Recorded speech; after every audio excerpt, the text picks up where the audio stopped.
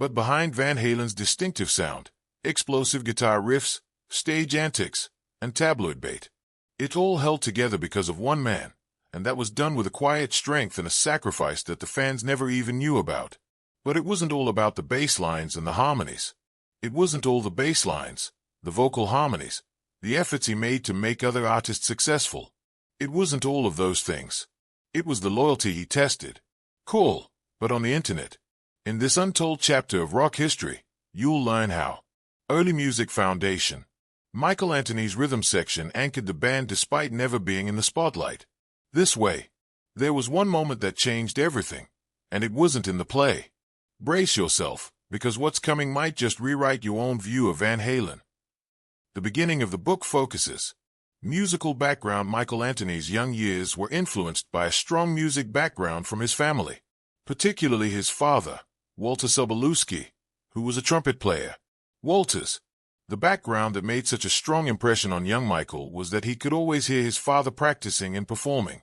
This was live music in real life, and the home environment laid the foundation for Michael's interest in music instruments and performances. As a kid, Anthony started playing the trumpet, following the footprints of his father. He developed a genuine interest in music during his school days, which he pursued through various music programs.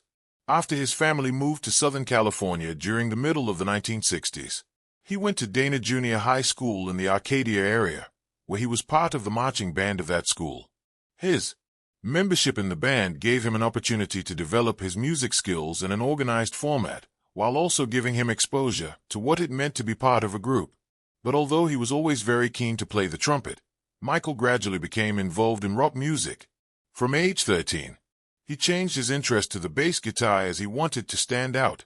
So he started to teach himself to play music on instruments like the guitar and drums because of the musical talent that existed in his social crowd, most of whom knew how to play either. The guitar used in this video is a Mustang guitar, which Anthony converted into a bass guitar because he took 2 strings out of this guitar. This was later changed to an important period in his development as a musician during which he dedicated himself to mastering the bass. After realizing the caliber and dedication of the young player in his son, the father decides to purchase a victory for him, a copy of a Fender Precision bass guitar, together with a Gibson amplifier, to facilitate significant growth in the resources that Anthony has access to in relation to music. Anthony was exposed early on in life to the instrument of the bass through his adulation for such great bassists as Jack Bruce of Cream, John Paul Jones of Led Zeppelin, and Harvey Brooks of Electric Flag. Though a natural left-handed person, he learned how to play with his right hand, which was an ability that was his only identification and showed this flexibility. All this and his persistent practice helped him to develop a strong technical base. It also possessed a musical A, which became a crucial requirement for the latter Van Halen lineup. As his faculties attained their acuity, the strings of fate got calibrated for and collaboration in would radically change rock history, from Snake to Van Halen, ape, lion, horse.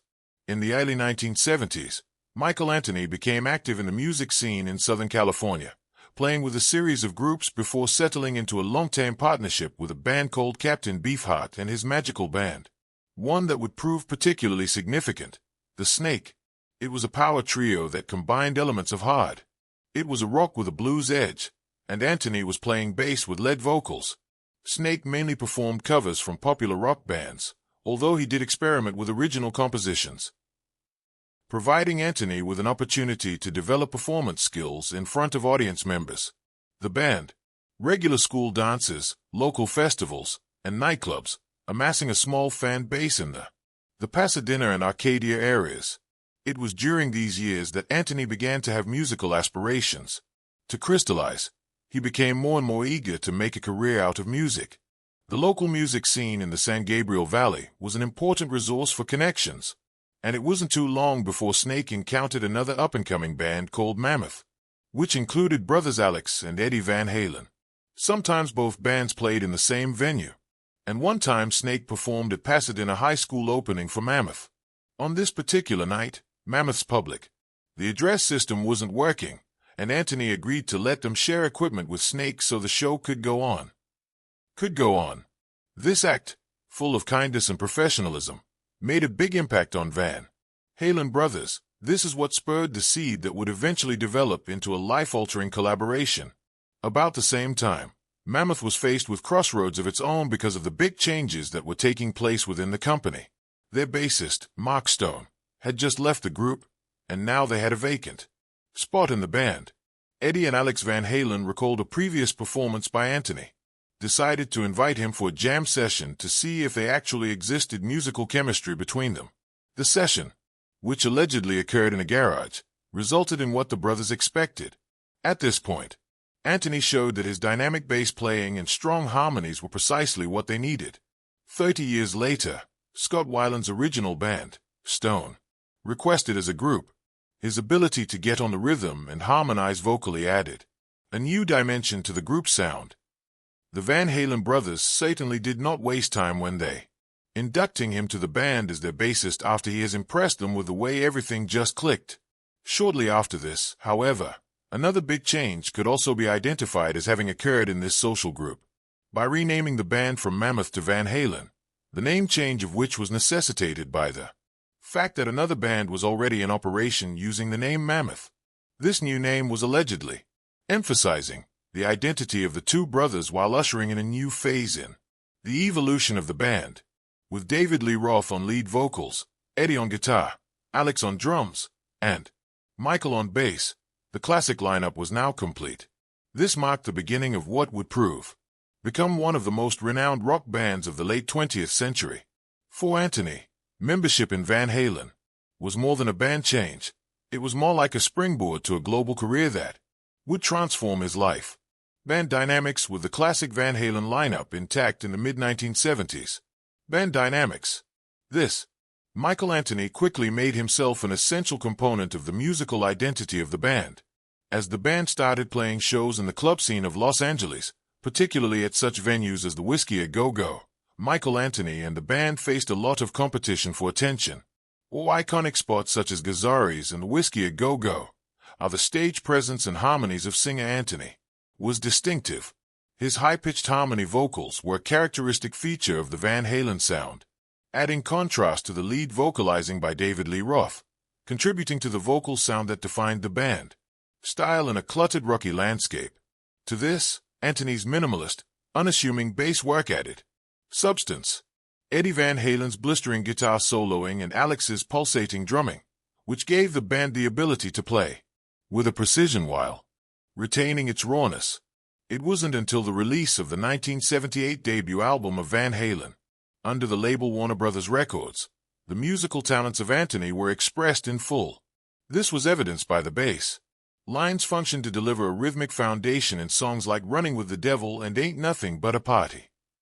Talking About Love, his background vocals added height to anthems in Jamie's Crying and Feel Your Love Tonight. The album was a commercial success, and Anthony's harmonies received widespread praise. Asterisk praised for their combination of power and melody. With the band's rapid rise to fame and subsequent extensive touring asterisk supporting albums of music, Anthony remained very much involved both as a musician and as a philanthropist, earning a reputation for being reliable and low maintenance compared to the often unstable dynamics among other members. First, Anthony was regarded as a full-fledged member financially, who gets his fair share of profits and expenses. All this included physical record sales, tours, to merchandise. All this, according to former manager Noel Monk, Anthony was equally accountable for 20% of the band's liabilities and earnings and took band business decisions during its early years. But as Van Halen continued to rise in popularity, it realized the internal power struggles the financial systems began to shift towards. This would affect the brothers Van Halen and Roth, thereby changing Anthony's share of income and ownership.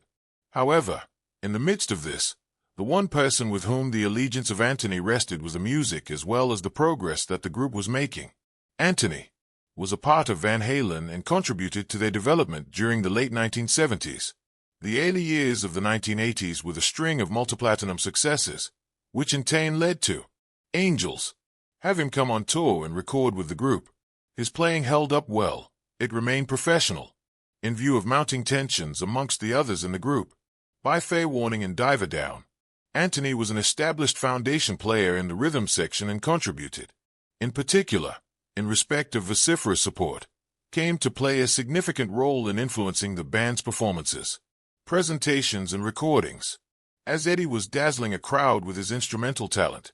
But it was often Roth who turned heads, and slowly but surely, both admirers and detractors began in recognizing Anthony as a highly influential support, on which the musical unity of one of the most explosive acts on rock.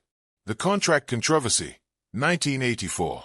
Van Halen had developed by 1984 into one of the most successful and influential rock bands in the world. Their album release of 1984 represented a highlight of their professional careers, with huge singles such as Jump, Panama, and Hard for Teacher. But working in the background, tensions within the band were escalating.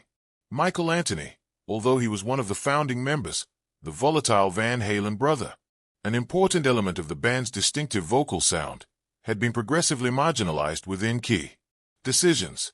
According to ex-Van Halen manager, Noel Monk, it was during the 1984 tour that a drastic change took place in the financial and legal dealings of Anthony with the band.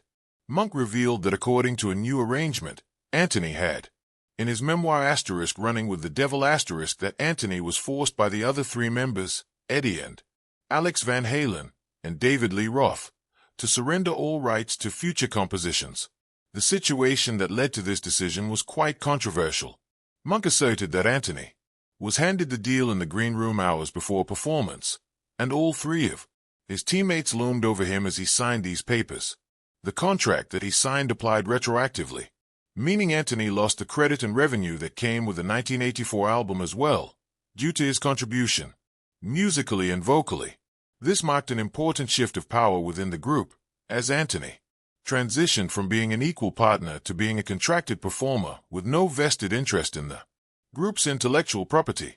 Although Monk asserted that he would have counseled against signing a contract if he had known about this, in time, Anthony ended up doing it, apparently to avoid any sort of confrontation or ruining the tour.